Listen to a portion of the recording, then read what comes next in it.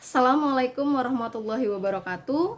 Perkenalkan, nama saya Hatifah Rahma Amelia. Saya berasal dari Lampung. Di sini saya akan mempresentasikan klasifikasi pemasaran produk beras dalam metode bisnis model kanvas. Sebelumnya, saya akan menjelaskan apa itu metode bisnis model kanvas. Dalam sebuah bisnis, apapun bentuknya, tentunya ada beberapa orang yang beroperasi agar aktivitas bisnis tetap berjalan. Sebuah bisnis juga membutuhkan strategi, manajemen, dan sistem yang memudahkan orang-orang di dalamnya untuk bekerja secara efektif dan sesuai dengan tujuan perusahaan. Salah satu model bisnis yang terbukti efektif dan sering diterapkan oleh bisnis model kanvas. Bisnis model kanvas itu sendiri adalah alat dalam strategi manajemen untuk menerjemahkan konsep, konsumen, infrastruktur, dan keuangan perusahaan dalam bentuk elemen visual. Lalu, apa saja elemen yang terdapat dalam bisnis model kanvas?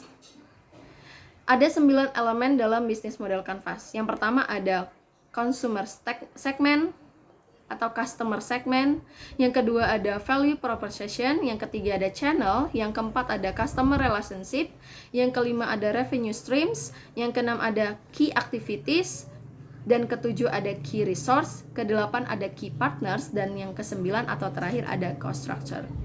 Langsung saja di sini saya akan menjelaskan 9 elemen tersebut dalam pemasaran bisnis model kanvas produk beras.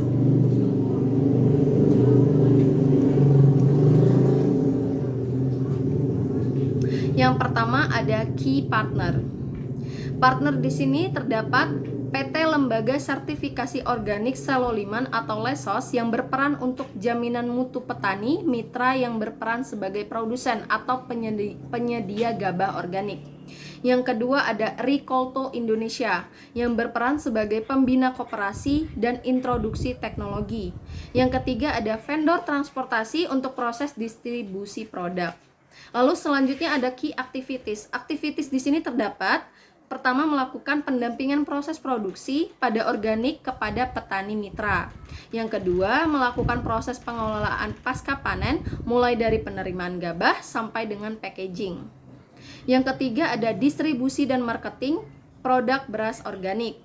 Yang keempat ada melakukan kendali mutu terhadap lahan, semua proses produksi, dan pengelolaan pasca panen sehingga tetap memenuhi standar organik. Selanjutnya kita ada value proposition.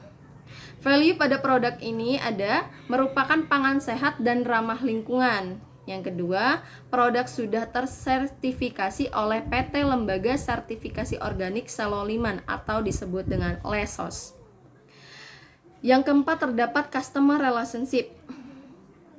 Di sini kita terdapat menjalin komunikasi yang baik dengan konsumen serta memberi diskon kepada berbagai reseller. Yang kelima ada customer segment. 1. Semua kalangan masyarakat dari B2C. Yang kedua ada reseller dari B2B di seluruh Pulau Jawa.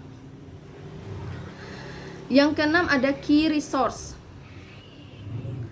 Di dalamnya terdapat pengurus dan pelaksana koperasi untuk melakukan kegiatan manajemen, pendampingan, dan operasional bisnis. Yang kedua ada peralatan untuk proses pengelolaan pasca panen. Yang ketiga ada tempat proses pengelolaan pasca panen, yaitu tempat pengeringan, gudang, tempat proses pengupasan dan penyosohan gabah menjadi beras organik. Lalu yang terakhir ada modal sendiri yang dimiliki oleh koperasi. Selanjutnya kita ada elemen channel. Di sini terdapat workshop sendiri yang sekaligus sebagai tempat penjualan atau media sosial. Selanjutnya ada revenue streams, penjualan beras organik. Yang terakhir kita ada cost structure. Cost structure di sini terdapat biaya pembelian gabah dari petani atau harga pokok penjualan. Selanjutnya ada biaya penjualan, biaya operasional, serta aset, dan terakhir ada biaya promosi. Itu saja yang dapat saya presentasikan dalam metode model kanvas produk pangan beras. Terima kasih.